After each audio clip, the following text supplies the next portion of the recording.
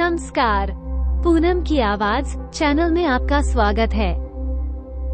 दोस्तों, आज हम आपको सुनाएंगे एक साधु और एक राजा की कहानी। अगर आप हमारे चैनल पर नए हैं तो प्लीज हमारे चैनल को सब्सक्राइब करें, वीडियो को लाइक करें और शेयर करें। बहुत समय पहले की बात है, एक राज्य से दूर जंगलों में एक साधु रहता था। वो साधु भगवान शिव का बहुत बड़ा भगत था। वो ना जाने कितने महीनों से तपस्या कर रहा था और उसकी पत्नी और उसका बेटा जो उसके तपस्या से उठने का इंतजार कर रहे थे। साधु की जो पत्नी थी वो भी काली माता की बहुत बड़ी भक्त थी। उस जंगल से 50 मील दूर एक राज्य था जिसके राजा थे पेशवा माधवराव। राज्य में कुछ अजीब तरह की बीमारी फैल रही थी और राजा भी इस बीमारी से बड़ा परेशान था, क्योंकि प्रजा के लोगों को एक अजीब तरह की चेचक हो रही थी जिसका उन्हें ज्ञान नहीं होने के कारण प्रजा के लोगों की मृत्यु हो रही थी। इसका उपाय करने के बाद भी काफी लोगों की जान जा रही थी, लेकिन इसका कोई हल नहीं मिल रहा था। मानो जैसे राज्य में इस बीमारी से भूचाल आ गया हो। हर तरफ महामारी थी। ऐसी स्थिति में राजा से जो राजपाट भी नहीं संभाला जा रहा था। राज्य के लोग अब तरह तरह की बातें बनाने लगे थे कि हमारा जो राज्य है वो श्रापित हो चुका है, तो कोई कहता कि हमारे राज्य पर किसी की बुरी नजर लग गई है, तो कोई कहता हमारे राज्य के ऊपर देवता रुष्ट हो गए हैं। पर सच क्या है यह कोई नहीं समझ पा रहा था। राजा को भी अंदर ही अंदर अब घुटन सी हो रही थी। इस अचानक आई बीमारी से राज्य के लोग और राजा बहुत परेशान थे। अब राजा की चिंता दिनों दिन बढ़ती जा रही थी। अब तक महामारी राज्य के लोगों में फैल रही थी, पर अब ये बीमारी राजा के बेटे को भी हो गई, जिसकी वजह से राजा काफी परेशान और चिंतित थे। और हो भी क्यों ना, आखिर वो होने वाला भविष्य थे। उस राज्य के राजा की यह चिंता दिनों दिन बढ़ रही थी। अगर राज्य में ये बात फैल गई तो पता नहीं प्रजा का उनके प्रति कैसा व्यवहार रहेगा, क्योंकि राज्य में अन्य लोगों में ये बीमारी न फैले, इसलिए राजा ने राज्य के बाहर खेत में लगवाए थे, जिससे बीमार आदमी वहां जाकर राजवैद्य से अपना इलाज करवाएं, और उन्हें राज्य की सीमा के अंदर आने की इजाजत तब तक नहीं थी जब तक वे उस रोग से बिल्कुल पूरी तरह ठीक न हो जाएं। अब तो राजा की ऐसी हालत थी कि आगे कुआं तो पीछे खाई। अब करे तो करे भी क्या। जब बात राज्य के लोगों पर आई तो उन्होंने फरमान जारी करने में जरा भी देरी नहीं की थी। पर आज जब अपनी औलाद पर संकट आ टपका तो चारदीवारी के अंदर ही बात को दबाया जा रहा था, जो कि एक राजा को शोभा नहीं देता था। राजा जब बहुत परेशान हो गए और उन्हें कोई उपाय नहीं सूझ रहा था, तब वो अपने राज्य के पंडित के पास गए जो पीढ़ियों से उनके राज्य के वफादार थे, और एक वही थे जो शायद इस दुख की घड़ी में सही रास्ता दिखा सकते थे। राजा रात के समय दबे पांव पंडित जी के घर गए और अपना राजमुकुट निकालकर पंडित जी के पैरों में रख दिया। राजा की यह हालत देखकर पंडित जी शर्मिंदा होकर तुरंत खड़े हो गए। पंडित जी कहने लगे, अरे महाराज, आप ये क्या कर रहे हो? क्यों मुझे नरक का भोगी बना रहे हो? ऐसी क्या विपदा आ पड़ी है जो आप आधी रात में इस समय इस तरह? आखिर बात क्या है? राजन, मुझे पूरी बात बताई है। राजा कहने लगे, पंडित जी, आपसे कुछ छुपा नहीं है। राज्य की हालत आप देख ही रहे हैं। राज्य के जिन लोगों को बीमारी हुई है उन्हें मैंने राज्य से बाहर खेमे में रहने का आदेश दिया है।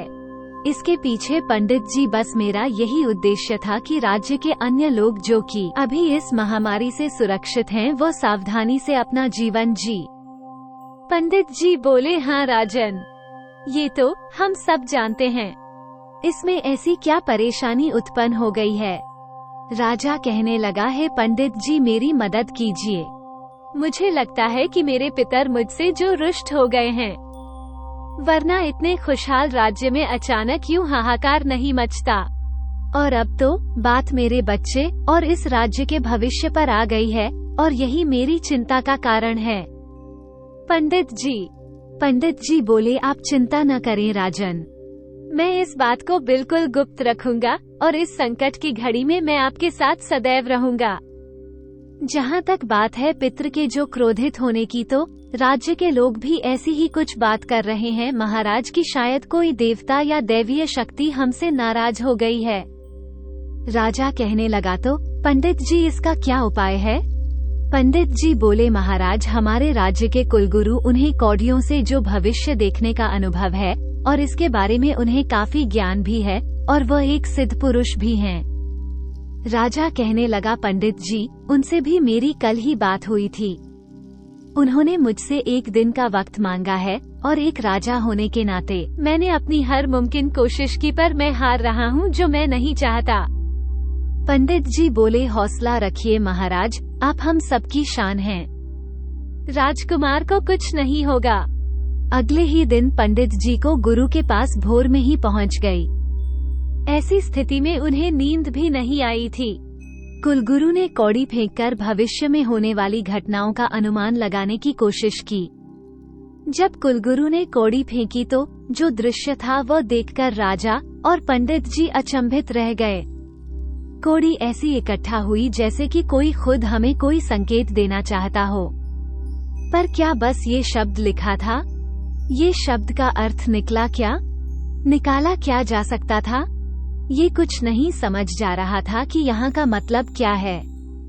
थोड़ी देर सोच विचार करने पर कुलगुरु ने राजा से कहा कि महाराज हमारे राज्य की सीमा खत्म होते ही जंगल लगता है।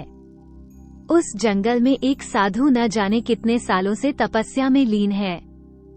लोगों का कहना तो ये भी है कि उन पर साक्षात महादेव की कृपा है और उनकी पत्नी भी माँ काली की बहुत बड़ी भक्त हैं।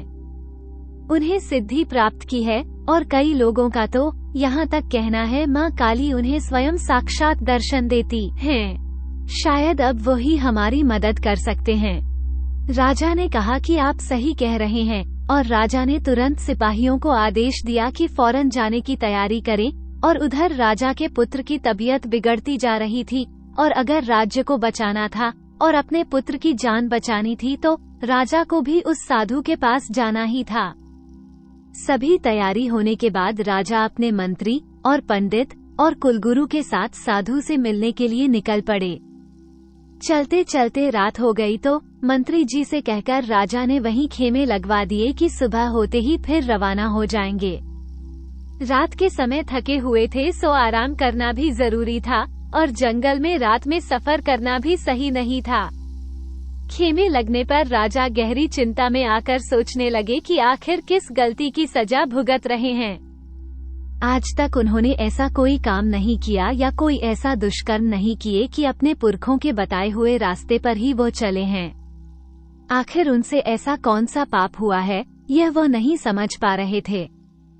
यही सब सोचते हुए राजा की आंख लग गई और मंत्री लोग भी सोए ही थे कि खेमे के बाहर मसाल और आग सिपाहियों ने जला दी ताकि जंगल में किसी जंगली जानवर का खतरा न हो। राजा ने गहरी नींद में एक सपना देखा, जैसे कोई राजा किसी का सिर धड़ से अलग कर रहा, पर कौन चेहरा सपने में नहीं दिखा। पर ऐसा सपना उन्हें क्यों आया? सपना देखते ही राजा की नींद खुल गई। सुबह के करीब 4 बज रहे होंगे। राजा फौरन उठे और जंगल की ओर अपने बाकी साथियों के साथ निकल चले। थोड़ी देर में वो लोग राज्य की सीमा पार कर चुके थे। अब बस बारी थी तो उस साधु बाबा को तलाशने की, पर वह कहाँ है, किस दिशा में है, ये किसी को पता नहीं था। पंडित जी ने कुलगुरु की तरफ देखा, फिर कुलगुरु ने कुछ मंत्र पढ़कर कौड़ी फेंकी और कौड़ी या आगे की ओर इशारा करती हुई रास्ता बताती चली गई। और कौड़ियों की मदद से लगभग दिन के दूसरे पहर के बाद सूरज ढलने से कुछ घंटे पहले ही वो लोग एक नदी के किनारे पहुँचे। वहां पहुंचने पर कौड़ियों ने भी रास्ता दिखाना बंद कर दिया। नदी के पास एक कुटिया थी। उन्होंने वहां जाकर देखा तो कुटिया में कोई नहीं था। राजा को बड़ा दुख हुआ कि यहाँ भी क्या उन्हें निराशा हाथ लगेगी जो इस कुटिया में कोई नहीं है। जब मंत्री जी ने कुटिया के अंदर जाकर देखा तो वहाँ एक काली माता की मूर्ति थी, जिसको देखकर उन्हें लगा शायद वो सही जगह पर हैं। मंत्री ने आकर राजा को जानकारी दी और बताया कि महाराज अंदर एक काली माता की मूर्ति रखी है।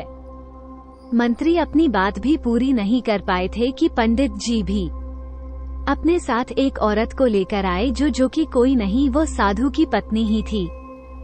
राजा ने तुरंत उन्हें हाथ जोड़कर प्रणाम किया और यहाँ आने की वजह वो बता ही रहे थे कि उन्होंने कहा कुछ मत कहिए, आपके यहाँ आने का कारण हम जानते हैं। ये सुनकर मंत्री और राजा हैरान रह गए। फिर साधु की पत्नी ने कहा, महाराज चिंता मत कीजिए, आपके पुत्र को कुछ नहीं होगा। इतना कहकर वह काली माता की मूर्ति के चरणों पर पड़े कुछ फूल उसने उठाए और माता से प्रार्थना की और माता से प्रार्थना करने के साथ साथ कुछ मंत्र पढ़कर उस फूल पर फूंक मारी और राजा से कहा कि जल्द से जल्द इस फूल को पीसकर दूध में मिलाकर आप राजकुमार को पिला दीजिए। राजा ने कहा, हे माता, मुझे माफ करना, मैं एक राजा हूँ, बस अपने ही पुत्र की नहीं सारे राज्य की जान बचाना चाहता हूँ। कृपया करके कोई ऐसा मार्ग बताइए जिससे मेरे राज्य में जितने लोग बीमार हैं उन्हें कुछ राहत मिले। तब तक इस समस्या का कोई उपाय नहीं मिल जाता तो कम से कम उन्हें कुछ राहत मिल जाए। साधु की पत्नी राजा की बातों से बहुत प्रभावित हुई। उसने राजा से कहा कि महाराज नीम की पेड़ की छाल और पत्तियां मंगवाए जल्दी से जल्दी। ये सुनते ही मंत्री और कुलगुरु तुरंत ही नीम के पेड़ की तलाश में निकल पड़े। जंगल होने के कारण उन्हें ज्यादा तकलीफ नहीं हुई। तुरंत ही उन्हें नीम का पेड़ मिल गया। उन्होंने पत्तियां और छाल लाकर माताजी को दे दिया।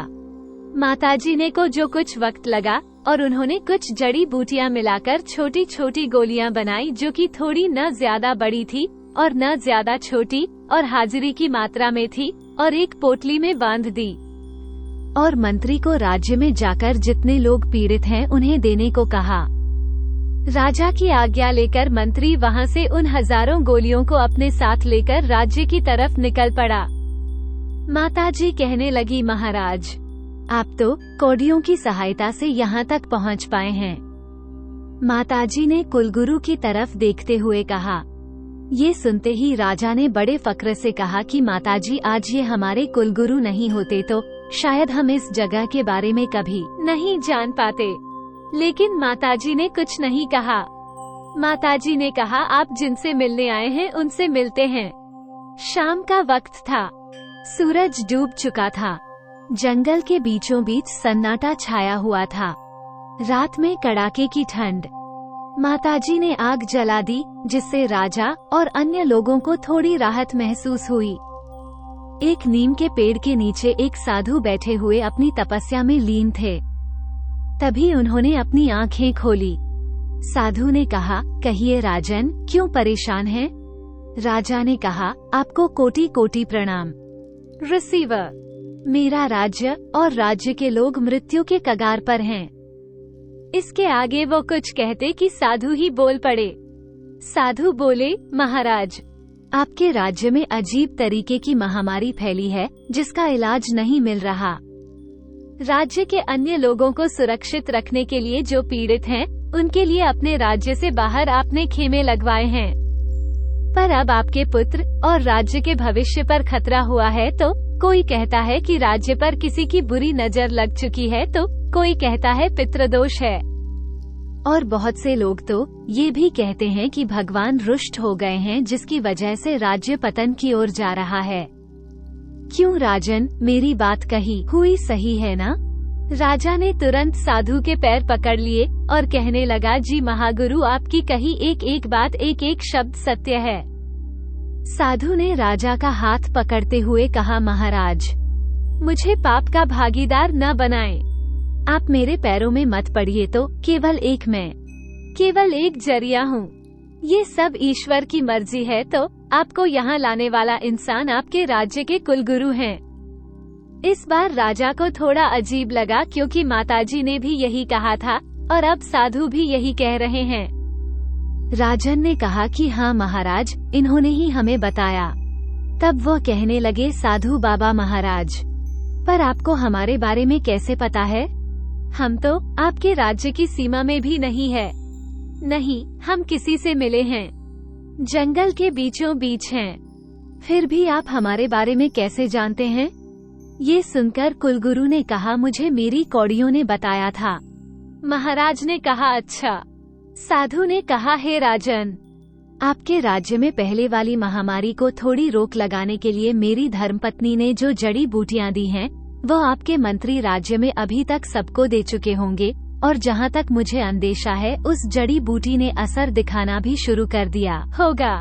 आप उसकी चिंता ना करें, पर यह रोकथाम केवल कुछ क्षणों के लिए है। राजा ने कहा, ऋषिव, आप कोई ऐसा उपाय बताइए जिससे यह महामारी जो हमारे राज्य को इससे बचाइए। आप तो स्वयं भोलेनाथ के सेवक हैं, जो कि अनंत काल से आप पर भगवान शिव की कृपा है। आप मेरे राज्य को महाराज इस महामारी से बचाएं। साधु बाबा ने कहा, महाराज, आपके राज्य में आपके पितरों द्वारा की गई कुछ गलतियों की वजह से आपकी जो कुलदेवी हैं, वो रुष्ट हो चुकी हैं। आपके बुजुर्गों ने जो कि पितरों में आते हैं, उनकी भूल की वजह से राज्य की कुलदेवी माँ काल भैरवी, जिनकी पूजा आपके पुश्तैनी समय में होती चली आ रही थी, पर आपको तो इसका ज्ञान भी नहीं है। वर्षों की परंपरा रुक जाने की वजह से देवी माँ रुष्ट हो गई हैं। राजा ने कहा, ऋषिव, तो क्या इस वजह से राज्य में महामारी फैली है? मतलब राज्य के लोगों का कहना सच था कि किसी इष्ट के कुपित होने की वजह से ये सब हो रहा है। साधु बाबा ने हंसते हुए कहा, महाराज, ये तो आपके कुलगुरु शायद ज्यादा अच्छा बता पाएंगे। क्या उनकी कौयों ने आपको यह नहीं बताया कि राज्य में महामारी किस वजह से फैली है? साधु के इस तरह बार बार कुलगुरु पर तंज कसना राजा को शक करने पर मजबूर कर रहा था। अब रात हो चुकी थी। माताजी ने सबके लिए खीर बनाई थी, जिसे सबने खाकर विश्राम किया। पंडित जी को भी लगभग साधु की बातें समझ आ रही थी। सुबह होते ही राजा ने कुलगुरु को कहा कि कुलगुरु जी, राज्य में इस वक्त मैं उपस्थित नहीं हूँ। राज्य की हालत आपको पता ही है। आपके जैसा विद्वान अगर इस समय मेरी अनुपस्थिति में वहाँ रहेगा तो मंत्री जी को काफी मदद मिल जाएगी। लोगों की देखभाल करने में तो कृपया आप राज्य के लिए प्रस्थान करें। आपके पीछे गुरुजी से इस समस्या का समाधान प्राप्त होते ही मैं और पंडित जी भी तुरंत राज्य में आ जाएंगे। कृपया करके इस वक्त आप राज्य के लिए प्रस्थान करें। महामंत्री को आपकी सख्त जरूरत है। अपनी इतनी तारीफ सुनकर कुलगुरु काफी प्रसन्नता से वहां से राज्य के लिए निकल चले। उनके जाते ही पंडित जी ने राजा से पूछा, राजन, अगर आपकी आज्ञा हो तो मैं क्या आपसे एक सवाल पूछ सकता हूँ? राजा ने कहा, हाँ पंडित जी, जरूर पूछिए। पंडित जी ने कहा, राजन, महामंत्री एक कुशल बुद्धि वाले मंत्री हैं और राज्य में सैनिकों की कमी भी नहीं है। फिर आपने कुलगुरु को क्यों भेजा? क्या आपको अपने मंत्री पर भरोसा नहीं है? राजा ने कहा, ऐसा नहीं है पंडित जी, मुझे अच्छे से पता है। मेरी गैरमौजूदगी में महामंत्री बहुत अच्छी तरह से राज्य को संभाल लेंगे। पर हम जब से आए हैं, जब से आते ही जैसे ही माताजी ने कुलगुरु पर तंज कसा, मैंने नजरअंदाज कर दिया। फिर उसके बाद साधु महाराज ने भी कुछ तंज कसते हुए कुलगुरु से विचार विमर्श किए। एक राजा होने के नाते मैं मजबूर हो गया पंडित जी। मुझे शक हो गया। शक करने के लिए मजबूर होना पड़ा। न जाने क्यों मुझे ऐसा लग रहा है कि साधु महाराज शायद कहीं न कहीं कुलगुरु के रहते हुए इस समस्या की गुत्थी का राज नहीं बताते। अब न जाने क्यों मुझे ऐसा लग रहा था, तो मुझे उन्हें यहाँ से भेजना पड़ा। सिर्फ इसलिए तो पंडित जी कहने लगे, हाँ राजा साहब, ये बात तो आपने सही कही। कल रात को मैंने देखा जब हम सब सो गए थे, तब कुलगुरु उठकर कुटिया के बाहर कौड़ियों से न जाने क्या क्या कर रहे थे। उन्हें लगा कि मैं सो गया, पर मैं सब देख रहा था। मैं समझ नहीं पाया कि वह क्या कर रहे थे।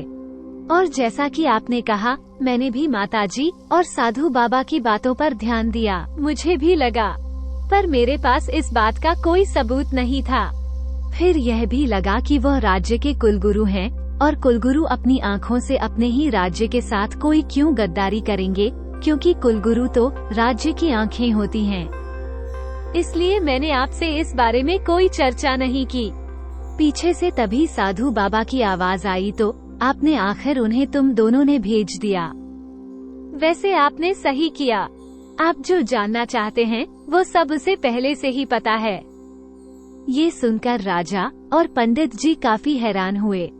आखिर क्या है जो कुलगुरु से जुड़ा हुआ है? क्या राज्य में होने वाली परेशानियों के पीछे कुलगुरु का हाथ है? और यही सब राजा के दिमाग में चलने लगा। राजा कहने लगा, यह आप क्या कह रहे हैं महाराज? मैं कुछ समझा नहीं। तब ऋषिव बोले, महाराज, ये बात आज से करीब 40 साल पहले की है, जब आपके पूर्वज इस राज्य पर शासन किया करते थे। उनके राज्यकाल में हर तरफ खुशहाली थी। सब समस्याओं का हल आपके पूर्वज अच्छी तरह से करते थे। एक दिन पड़ोसी राज्य ने एकाएक हमला कर दिया और युद्ध छिड़ गया। पर इससे उस राज्य को कुछ हासिल नहीं हुआ और आपका राज्य युद्ध में विजयी हुआ।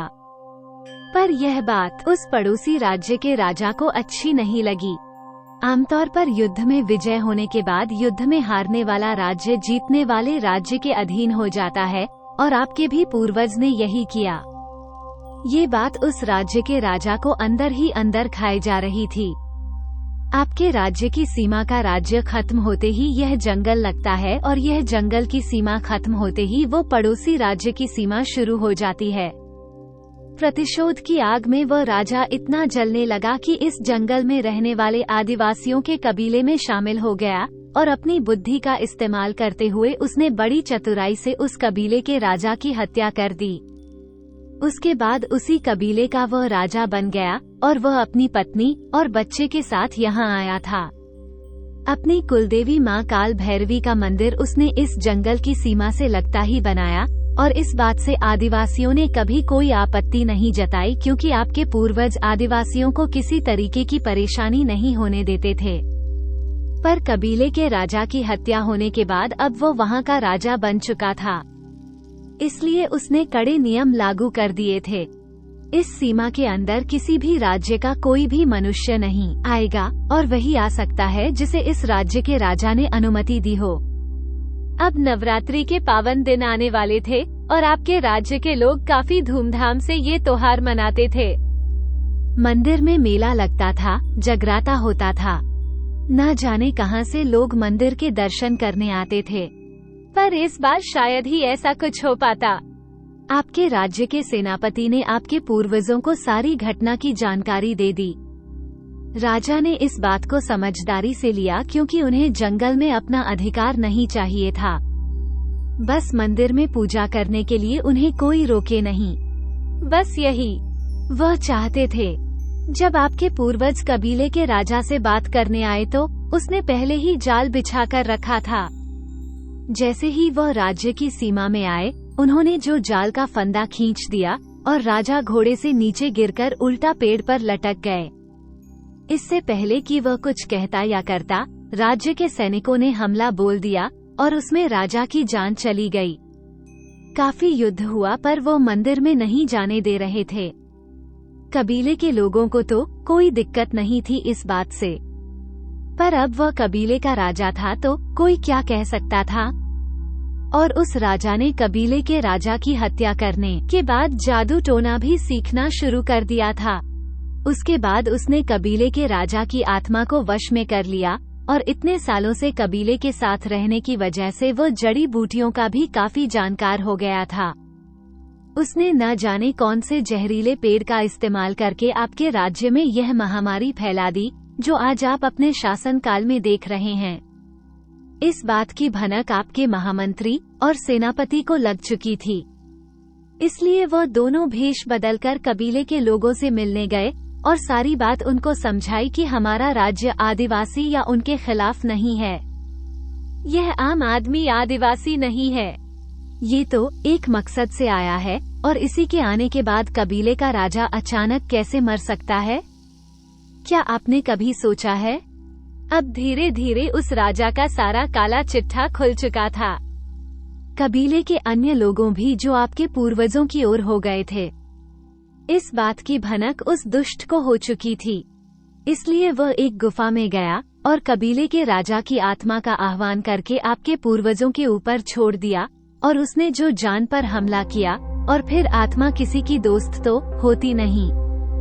इस अचानक हुए हमले से आपके दादाजी की मृत्यु हो गई और राज्य में हर तरफ हाहाकार मचा हुआ था क्योंकि महामारी फैल चुकी थी।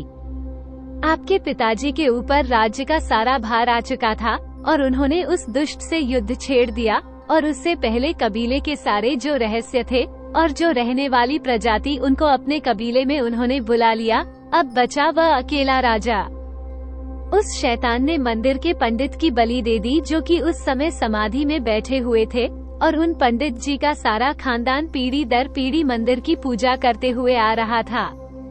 उस सन्यासी की बलि देने के बाद उसने अपनी तंत्र विद्या से उसे वहां बंदी बना दिया और फिर अपनी काली शक्तियों का उपयोग करके उस मंदिर की जमीन के 50 फुट नीचे धरती में दबा दिया। ये सब जब वो कर रहा था, उसी समय बड़ी चतुराई से आपके पिताजी ने उसका सिर धड़ से अलग कर दिया। अब राज्य उस राक्षस से तो मुक्त था। उसकी आत्मा को नुकसान न पहुंचाएं, इसलिए आपके पिताजी ने उसके शरीर का अंतिम संस्कार किया। उसके बाद कबीले के पहले राजा की पत्नी को कबीले का मुखिया आपके पिताजी ने घोषित कर दिया। इस मुसीबत से बचने के लिए वो खुश होकर उस कबीले की मुखिया ने जड़ी बूटियों से इलाज कर राज्य की इस महामारी को ठीक कर दिया। राज्य की हालत सुधरते हुए 1 साल का समय लग गया था। अब राज्य में सब कुछ ठीक ठाक था। काफी जो कुछ खो चुके थे लोग। आपके पिताजी ने भी अपना काफी कुछ खोया था। उन्होंने अपने पिताजी को खोया था और अब राज्य ने एक खुशहाल शासक को खोया। आदिवासियों ने भी अपने मुखिया को खोया और आपके राज्य ने पुश्तैनी मंदिर को खो दिया। मंदिर खो जाने की वजह से मां काल भैरवी की पूजा होना बंद हो गई। बरसों पहले की यह परंपरा टूट गई। इस वजह से आपके राज्य के ऊपर मां काल भैरवी रुष्ट हैं। इतना कहने के बाद साधु एकदम शांत हो गए और राजा भी शांत हो गए। पंडित जी कहने लगे, तो साधु महाराज, इतिहास खुद को एक बार फिर दोहरा रहा है। क्या हम ये समझें? किसी ने कुछ नहीं कहा। राजा ने साधु महाराज से कहा, महाराज, पर एक बात मेरी समझ में नहीं आई। आपके अनुसार यह समस्या आज से 50 साल पहले मेरे पिताजी ने सुलझा दी थी, तो फिर अब ये समस्या वापस फिर कैसे, और आप ये सब इतना कुछ कैसे जानते हैं? आपके राज्य की कुलदेवी जो साधु बाबा कहने लगे, मां काल भैरवी के मंदिर के जो पंडित थे, जो कि एक सन्यासी थे, उनकी मृत्यु उस दुष्ट ने कर दी थी। मैं उनका ही वंशज हूँ। वो मेरे दादाजी थे।